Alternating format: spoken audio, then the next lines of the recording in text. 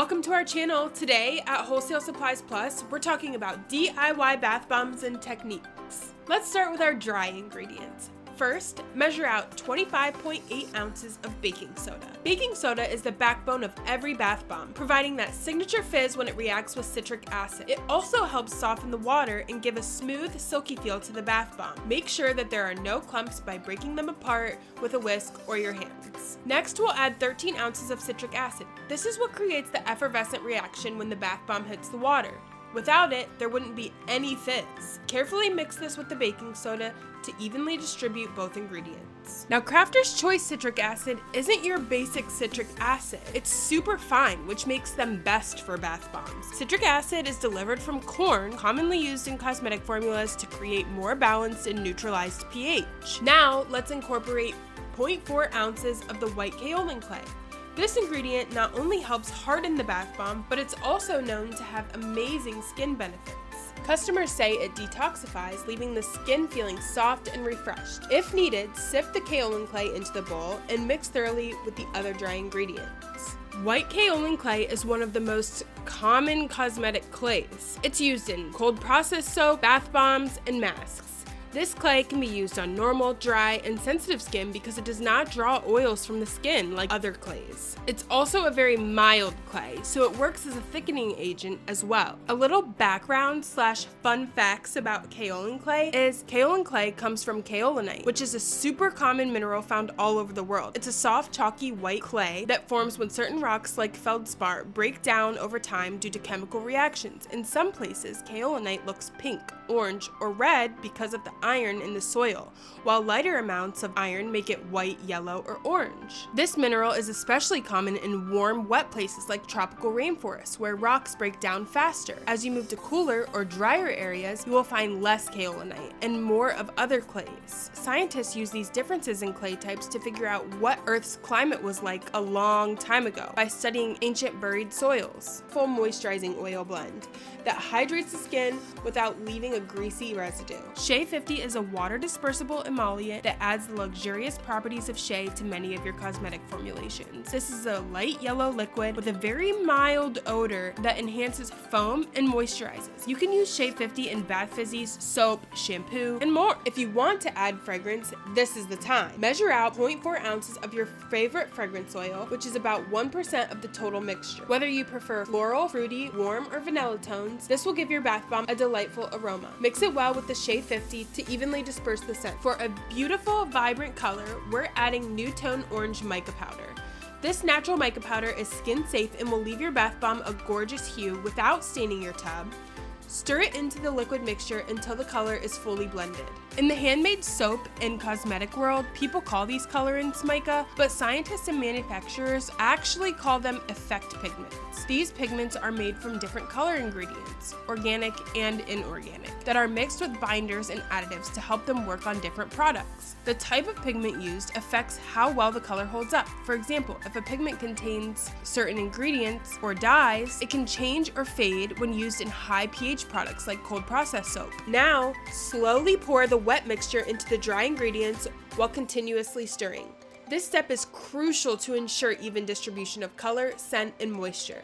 Take your time and mix thoroughly so that everything is well incorporated. The key to a successful recipe for bath bombs is finding a right balance of moisture. If your mix is too dry, the bath bombs might crumble when unmolded. On the other hand, too much moisture can cause them to expand prematurely. To avoid these issues, make sure you're constantly checking the texture. You're aiming for a dry, Play-Doh-like consistency that holds together when pressed, but doesn't feel wet.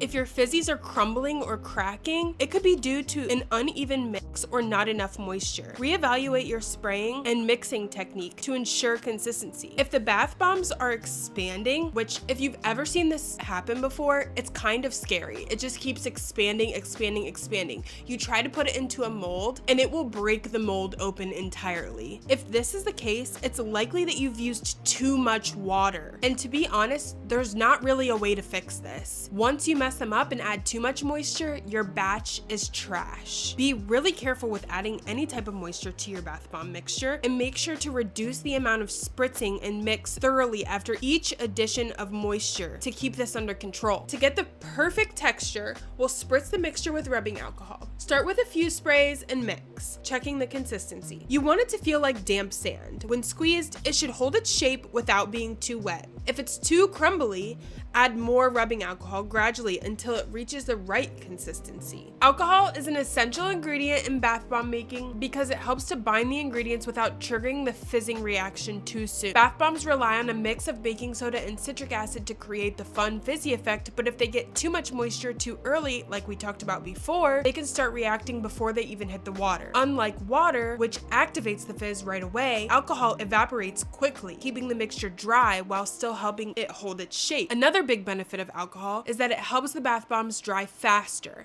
and becomes firm instead of crumbling or cracking. If the mixture is too wet or takes too long to dry, bath bombs can end up soft or misshapen. Alcohol speeds up the drying process, making sure that they stay solid and keep their shape. It also plays a role how the bath bombs look and smell. Alcohol helps distribute colors more evenly, preventing clumps or streaks. It also ensures that scents from the essential oil or fragrance oil stay strong instead of fading. Plus, in humid weather, alcohol keeps bath bombs from absorbing too much moisture from the air, which can then ruin the texture or cause them to activate too soon. Now comes the fun part, shaping our bath bombs. Fill each half of the clamshell mold, packing it tightly. If your goal includes protective, displayable packaging that also aids in retaining the shape of your bath bombs as they dry, our plastic bath bomb molds are the ideal choice. This particular mold is our 2-piece bath bomb mold, which is perfect for shaping the perfect handmade 2.75-inch bath bomb. For those who sell retail, simply add a shrink band and you are ready to sell your product. For those interested in producing petite, effervescent delights quickly, the Perfector is your go-to.